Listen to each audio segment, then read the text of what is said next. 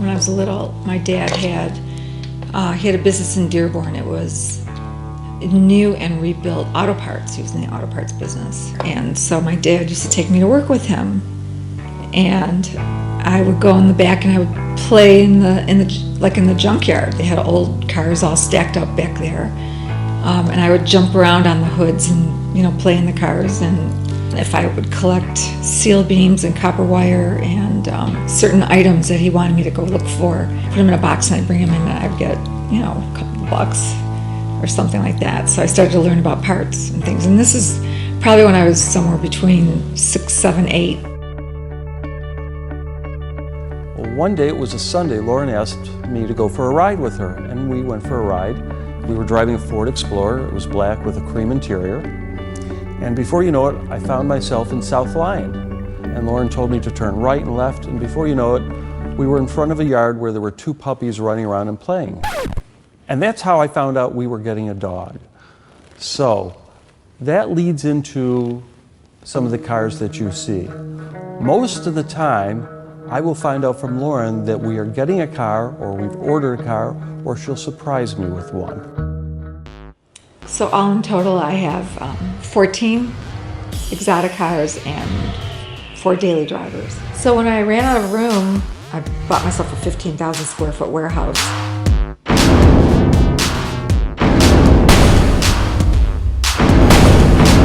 And I've always wanted my own man cave, and now I have it. I enjoy driving them. I don't think they're meant to sit there.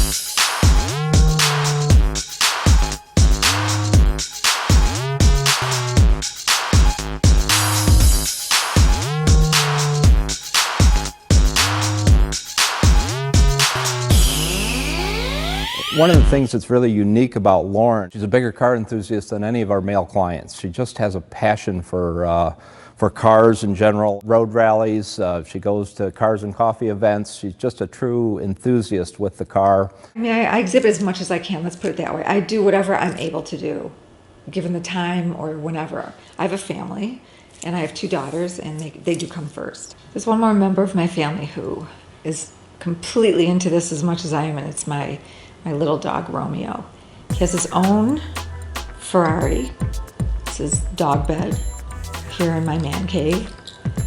And he has a little skybox that I can put in any of the cars that I own, and he buckle him in there, and he sits right there, and he absolutely loves it.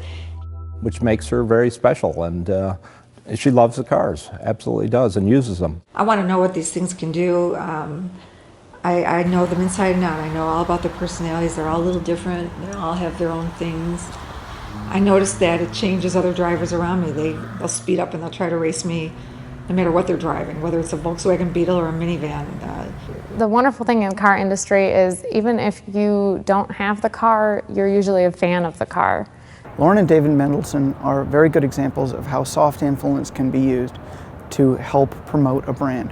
When they are out using their cars and people of any type wish to engage with them, they will spend as much time as those people wish to chat about the cars. They know an unusual amount about not only the cars that they own, but pretty much any type of car. They know how models have been developed. They know what good design is. They know what bad design is. They know why things have been done the way that they have been done. And they spend a great deal of time discussing that. She understands the technical side from the engines and transmissions and braking systems. So a very strong technical-minded lady, and really just super passionate about all her automobiles. It's really rare to find a woman who's as interested as I am in cars like this, and driving them, and going to the track, and traveling to the factories wherever they are, whether it's in England or in Italy or whatever. And I think they enjoy interviewing me because I have a lot to say, and I have a lot of interesting stories and a lot of experiences, and like every day is an adventure for me. And Lauren brings her cars everywhere. She comes to everything so that everyone can enjoy it. She will take that car to the racetrack. This is why these cars are built. And that's exactly how she'll use it. I'll broadcast it everywhere. It'll be out there. Everyone on the planet will know that I have this car, and they'll know what it looks like, and they'll know what it sounds like, as much as I possibly can. Anybody who has the opportunity to see one is privileged, and if you have the opportunity to own one, my gosh, what an honor, what a great honor life has bestowed upon you. And my wife and I both share that feeling, and it is the reason we hope to be able to be one of the owners of the Ford GT. Yeah, it's like a whole big deal for me. You know, I just get into it 100% because it's part of me. You can't fake this. You just can't. I tell everybody that in my next life, I'd like to come back as my wife. She's living the perfect life. She's getting to live and drive and be with the cars. And if anybody could come back in their next life as Lauren, they should.